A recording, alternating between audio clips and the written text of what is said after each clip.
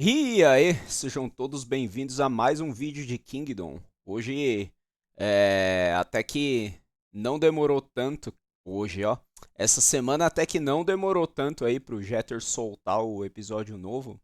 Saiu rápido o episódio em inglês, então bora lá fazer o react. Já vi aqui que o bagulho começou aqui com... Como é que chama esse cara? Com o Rei de Zal aqui. Bora lá.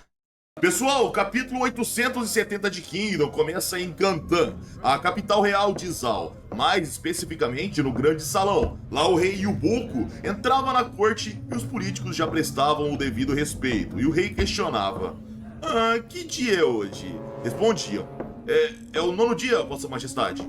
Yubuko dizia: então já se passaram 9 dias, mas e então, como está indo? O Sorryu respondia: bem, do nosso lado, o Book interrompia dizendo: Oh, é o soldadinho de um olho só do Riboku. O veterano Caralho, que filha da puta, mano. Pra que falar assim do cara, mano?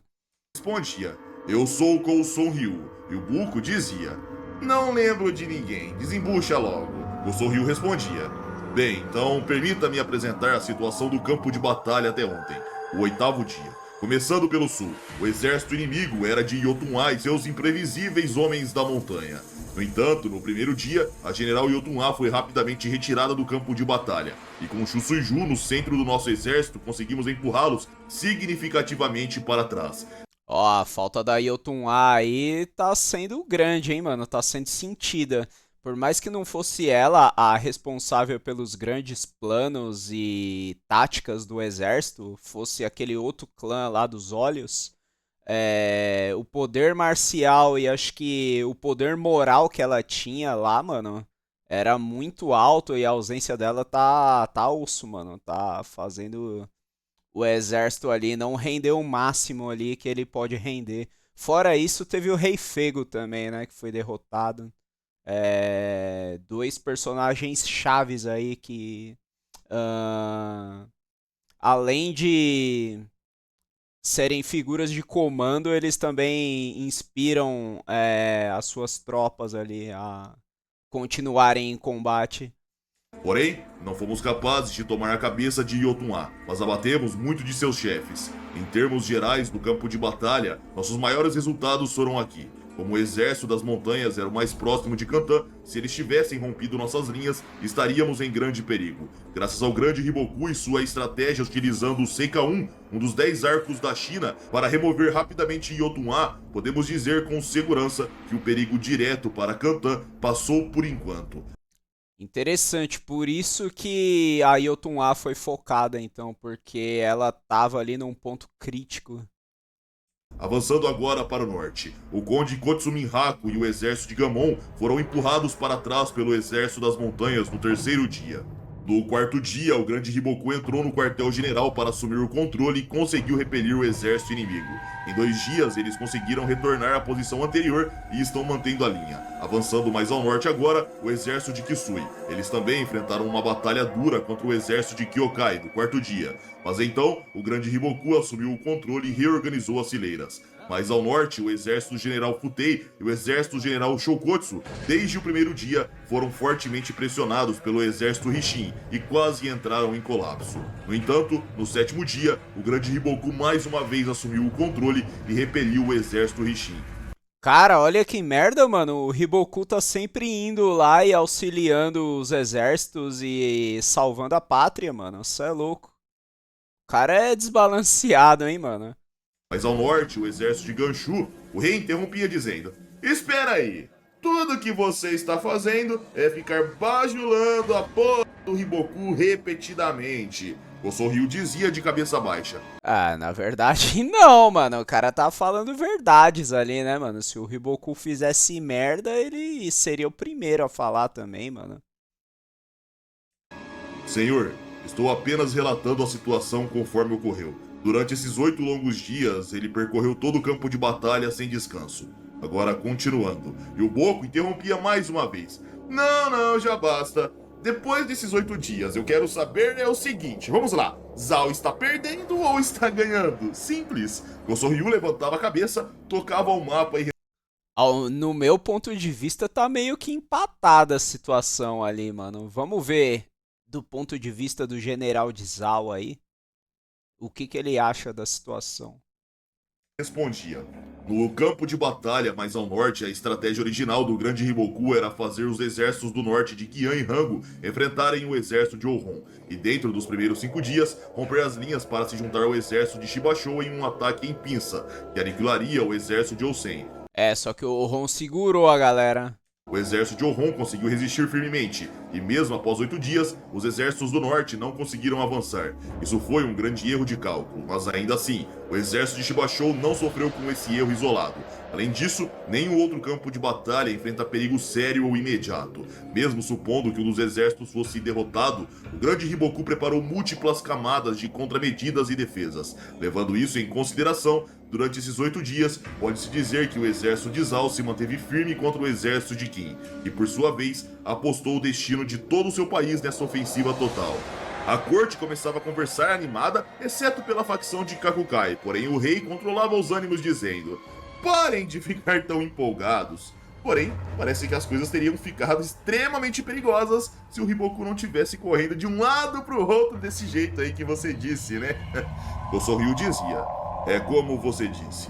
O rei sorria e questionava: ai, ai, ai. Riboku é realmente impressionante, não? Se ele vencer essa grande guerra, ele se tornará o salvador desta nação.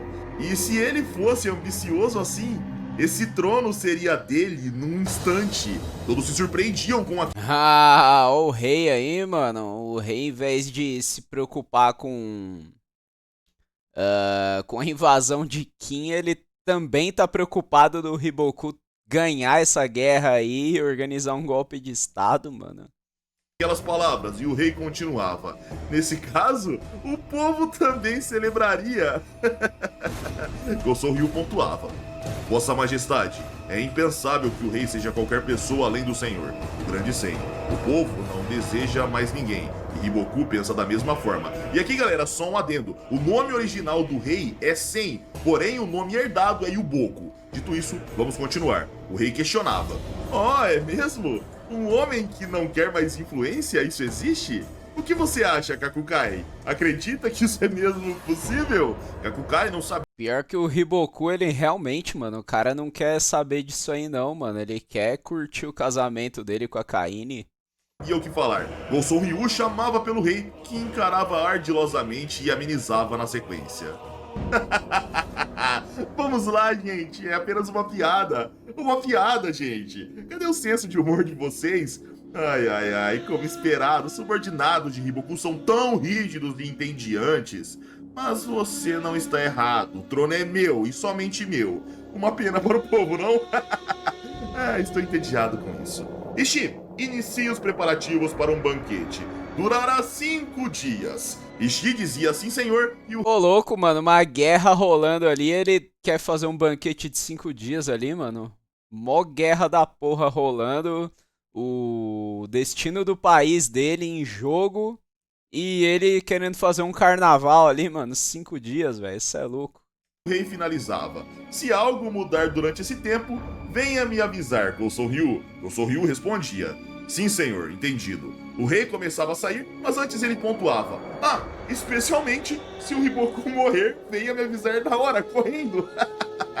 Yoka, o espião de Qin Zal, observava tudo em silêncio, e a cena cortava para o campo de batalha da grande guerra entre Qin e Zal. Mano, se o Riboku morrer, velho, esse rei aí vai engolir seco essas palavras, tá ligado? O maluco vai ficar desesperado, mano. É ele que tá segurando a nação aí, pô.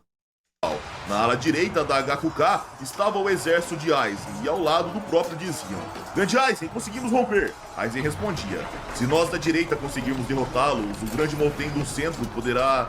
Antes de completar sua frase, Aizen olhava para o lado e diziam: "O exército do centro, eles não estão se movendo, senhor?" O mensageiro vinha dizendo: "Sr. Aizen, uma mensagem do quartel-general do Grande Monten. Ele diz: não avancem mais, mantenham a posição aqui." Os soldados tentavam entender e Aizen questionava: "Aconteceu algo com o Grande Monten?" O mensageiro respondia: Não, o Sr. Monten está bem."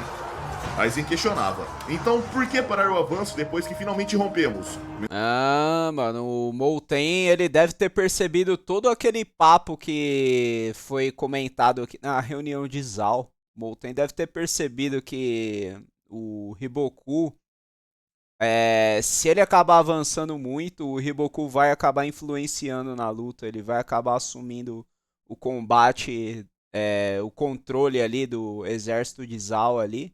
Ele vai acabar assumindo a liderança, quer dizer. E com isso, provavelmente, o avanço aqui do Molten vai ser repelido. Provavelmente, acho que ele percebeu algo assim. O mensageiro respondia. Eu não sei, senhor, mas ele disse para não avançar mais. A cena ia para a ala de Rikusei. Ele olhava o exército de seu líder e comentava sozinho. Grande Molten, por que você não está se movendo, hein? Nos era mostrado Molten fechando os olhos e aguardando o tempo passar.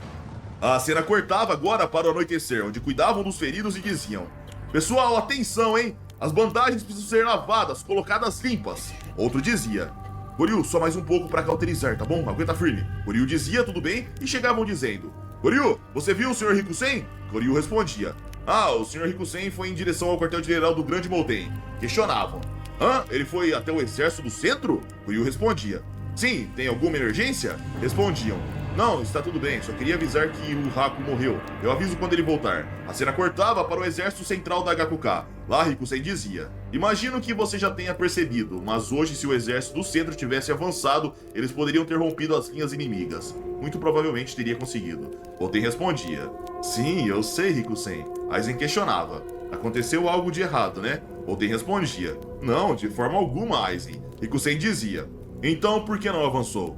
Pensando nos suprimentos, se isso se prolongar mais, só isso se tornará um problema.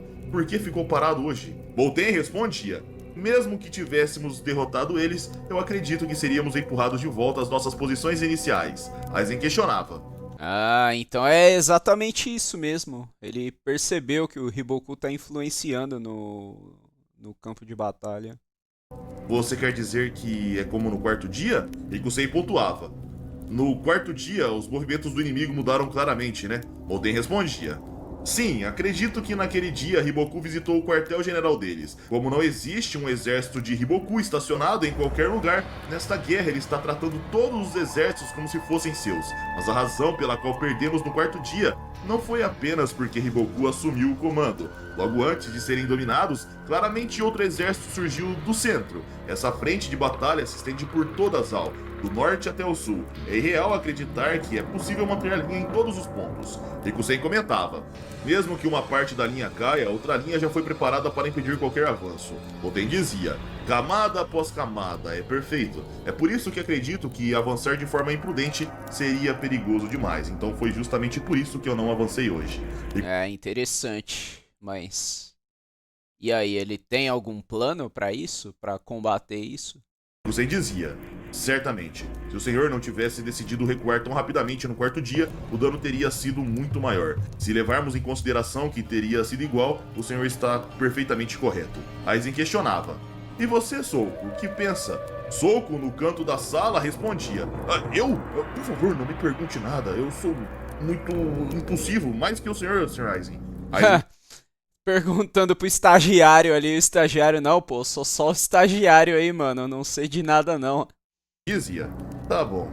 No entanto, se não avançarmos, não podemos progredir, gente. Voltaire dizia: Isso é impossível, Aizen, a menos que tenhamos uma estratégia em larga escala para lidar com isso. Rikusen questionava: Estratégia?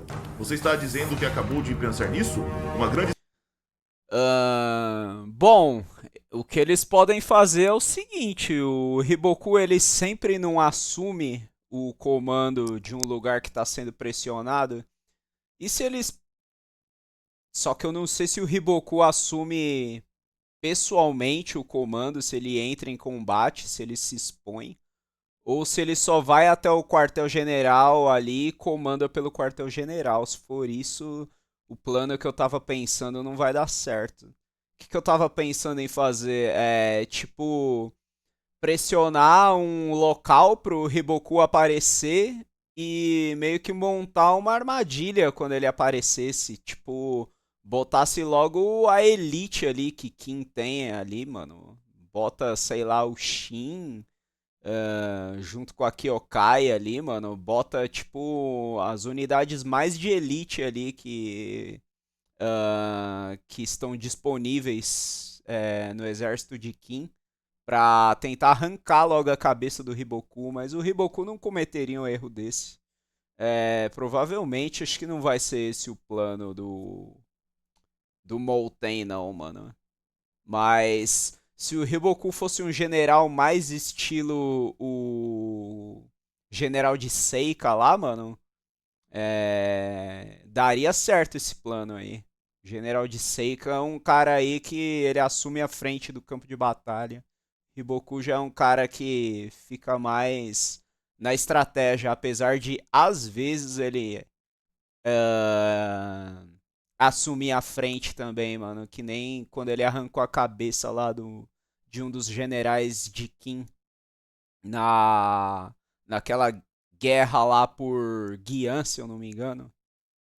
Estratégia para superar esse cenário das defesas perfeitas do Hiboku, Molten fechava os olhos e os aliados percebiam o cenário preocupante. Aizen chamava e Molten abria os olhos dizendo: bom, enfim. Se surpreendia, Rikusen dizia: ah, vamos lá, não fica fazendo esse suspense. Nos diga qual é a estratégia. Molten dizia: bom, a nossa estratégia original envolve expandir isso 3 vezes. A cena cortava para o dia seguinte, onde o batedor chegava dizendo: relatório, General Kyokai. Uma mensagem do General Molten da Gakuka. A cena cortava agora para o quartel-general da unidade Rishin.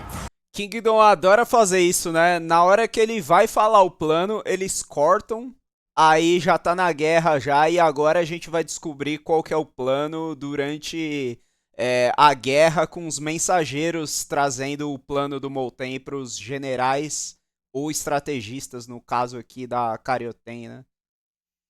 Lá, enquanto Ten e seus aliados trabalhavam, um batedor vinha dizendo: eu espero, inclusive, que o plano saia hoje, né? Porque às vezes acontece isso e, tipo, a galera. Como é que chama o criador? O Hara, né? Em vez dele soltar o plano já na sequência, ele solta só no outro mangá, mano. Aí é zoado quando ele faz isso. Espero que a gente descubra aí qual o plano do Molten agora. Tem uma mensagem para o General Rishin ou para a estrategista Karyoten. Ten respondia: o Shin está no meio da batalha, fale comigo. Qual é o problema? Vir até outro campo de batalha só para entregar uma mensagem? Aconteceu algo? Sugeriam. Não me diga que outro assassino está vindo para cá. O batedor respondia ofegante: não é um assassino. Mesmo que vocês derrotem os inimigos da frente, o Hiboku já preparou outra linha defensiva para barrar vocês. É por isso que eu tô aqui. Para lhes contar uma estratégia criada para romper essa linha, para essa segunda linha. Mas por causa da distância, eles não conseguem fornecer detalhes exatos. O mensageiro de repente vomitava e Ten questionava: ei, você está bem? Termine de vomitar, se recompunha e termine de dizer assim que conseguir. Pô, mas por que o cara tá tão ofegante assim se ele é um cavaleiro, tá ligado? Ele não veio a pé. Não era pra ele estar tão ofegante a ponto de vomitar, mano? A cena cortava, galera, para Kyokai, arregalando os olhos ao ouvir a mensagem, em seguida para Karyoten, também surpresa. Ela olhava para a lateral e dizia: Molten, você está dizendo que da Gakuka até a unidade Rishin, devemos enxergar tudo como um único grande exército? E lutar como se tudo fosse um único campo de batalha? O narrador finalizava dando nota. A proposta de Molten faz com que a unidade Rishin, o exército de Kyokai e o exército da Gakuka se movam como um só. Entendi, eles vão se mover como um só, tipo, todos os 3 vão avançar ao mesmo tempo. O Hiboku não vai conseguir assumir uma posição se os 3 avançarem ao mesmo tempo. Aí, tipo, o Hiboku vai ter que escolher um ponto ali pra ele comandar, e o resto vai ser dizimado, mano, se o plano der certo.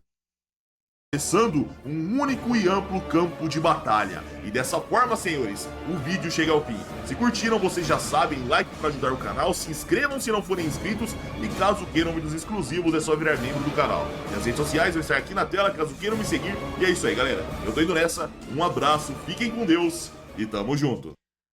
Então esse foi o episódio de hoje. Será que o plano vai dar certo? Me parece ser um plano meio simples no papel. Obviamente, no campo de batalha vai ser bem mais complicado.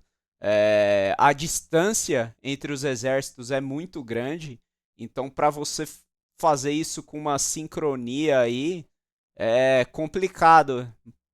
Tipo, no papel parece muito fácil esse plano, é só todo mundo avançar ao mesmo tempo, mas a distância entre eles é muito grande. Para você fazer isso com sincronia é um pouco complicado, mano. Na prática vai ser mais complicado aí.